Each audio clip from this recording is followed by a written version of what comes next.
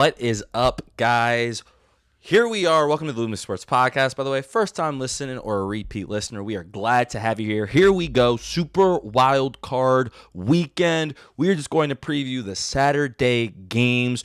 Right before the game right now, as I'm recording this, 3 o'clock. And here we go. We're going to jump right in. Panthers, Rams. You got the Panthers at home. Despite the fact that they're 8-9, they ended up getting the playoff seed because the Falcons helped them out and beat the Saints, not because of them versus the Bucs. In fact, they lost that game, but you could argue they were getting a little bit ripped off with some wild calls.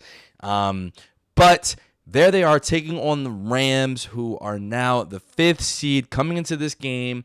We just did it. 2 All-Pros, Matthew Stafford and Puka Nacua. Those guys are ready. However, they will be on the road.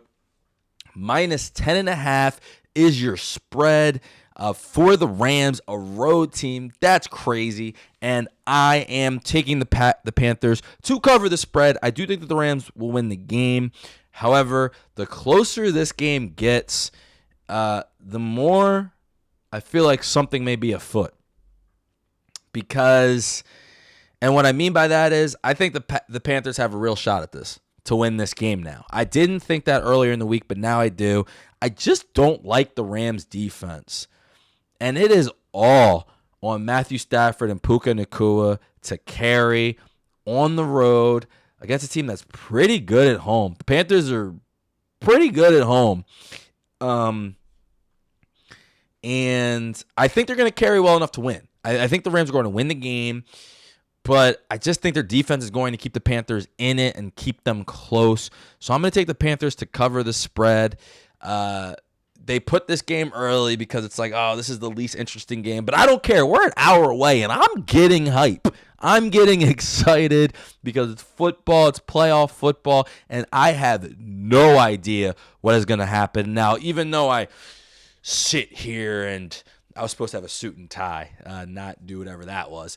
But I sit here, and I'm a professional, right?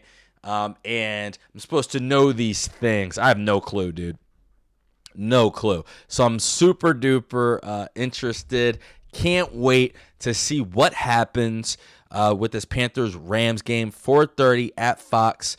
We do have other people joining in. You're going to see my guy Darnell Jones on our Sunday pod, as well as DJ Sweet Lou. They made their picks.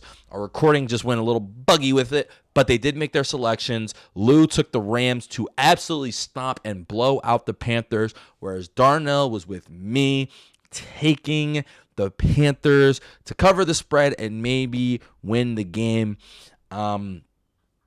Also, I remember Lou just said, the Rams are better. They're just going to smoke them.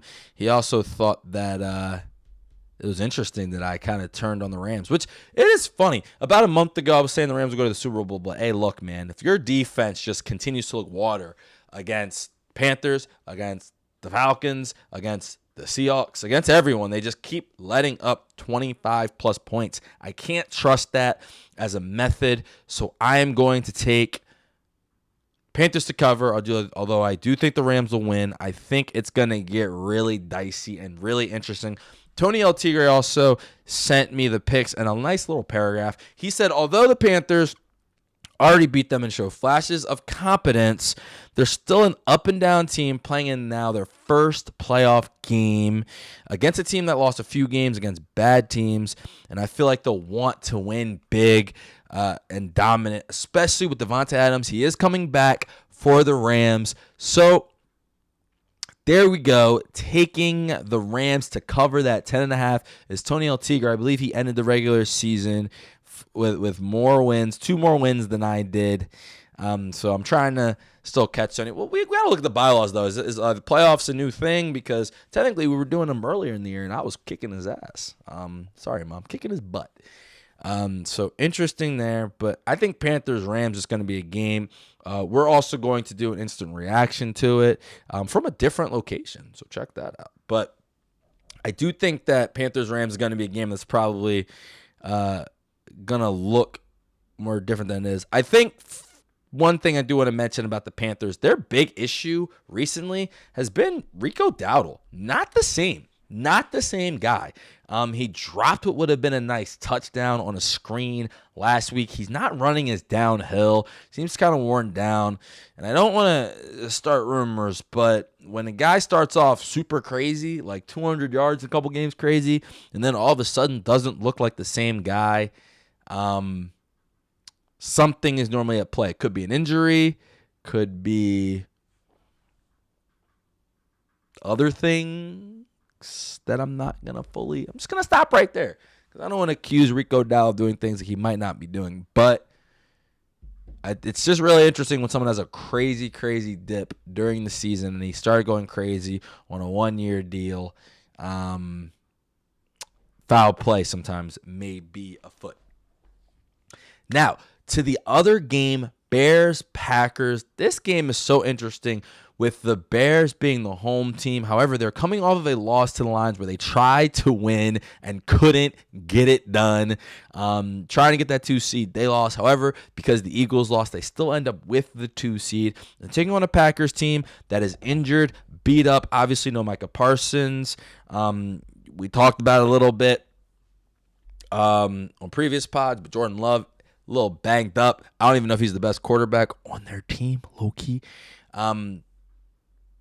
And so for that, and it's 1.5, Packers, again, both of these teams come into this game road favorites, which is very interesting as lower seeds, especially the Packers, considering how they've played. I mean, the last time we saw them playing a game that meant something, they lost by 17 to Tyler Huntley. So, okay. And the Ravens, who would go and lose. So I'm taking the Bears. I think they're better right now. I know Caleb can be very, very inconsistent, but in the fourth quarter he starts going crazy. I don't even know if I think this game is going to be necessarily any different, but just from what the Ravens just did to the Packers, maybe they need the rest. Maybe their defense will come out better charged up. It was just after Micah got hurt. But I would just say I think the Bears are going to be able to run the ball on them as well, control it. I know LaFleur and Love have been in playoff moments, but they're 1-2 in the playoffs. They're not great in the offs. Jordan Love last year, 3 interceptions. So I'm taking the Bears. I think Jordan's going to have just a turnover or 2. I think the Bears are just a better team right now, even though they did just lose the Lions.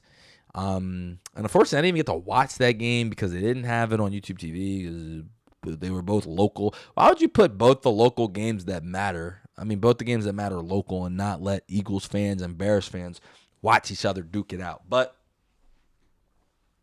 that is the case. DJ Sweetlou, let me try to remember. DJ Sweetlou took the Packers. I think he's becoming a Packers sympathizer to some degree. Feels a little bad for him since Micah went out. But he does think that they're just going to be better. He also, one thing DJ Sweetlou, man, he does not like is Caleb Williams rolling out of the pocket, running around, and trying to make plays, specifically off script. Ben Johnson doesn't like it either. I understand where you guys are coming from. I just think that for this game, he's going to be the better quarterback. And I just think, I mean, look, man, they're whatever they are. They're 11-6, right? So, and they haven't been at this level in a while since Mitch Trubisky and Matt Nagy. And again, not saying much, but still, I think Caleb and Ben Johnson are better than those guys. So I'm going to take the Bears. DJ Sweetlou takes the Packers. Darnell Jones agrees with me, says that the Bears are going to win. One of the things he was saying was that him and Lou are going to disagree a lot, and they're different personalities. Can't wait for you guys to see that. Tomorrow morning before the Sunday games, we're going to post those previews. But, yes, he took the Bears as well. Just, again, stating the Bears, kind of better team. And let me read Tony El Tigre's wonderfully, wonderfully crafted paragraphs. He also is taking the Bears. So 3 of us taking the Bears, only DJ Sweetlou taking the Packers. And he's had some struggles this year with the spreads. So I'm just we'll see if we're all wrong.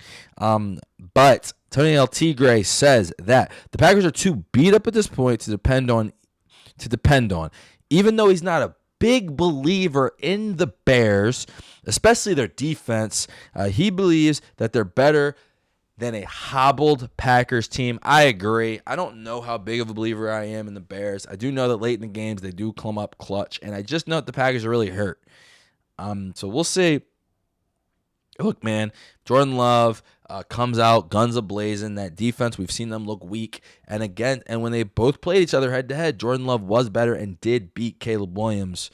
So I'm really, really interested in the Saturday nightcap. Both those games coming on. As we're recording this, it's 3:20, so in about 1 hour. Super duper excited for Super Wildcard weekend to start off some football, playoff football to get played, and some legacies to get defined. So I can't wait to watch it with you guys, to learn as well as you guys will with me about who's good, who's bad with these teams, and who can really make a run, a deep run in this postseason.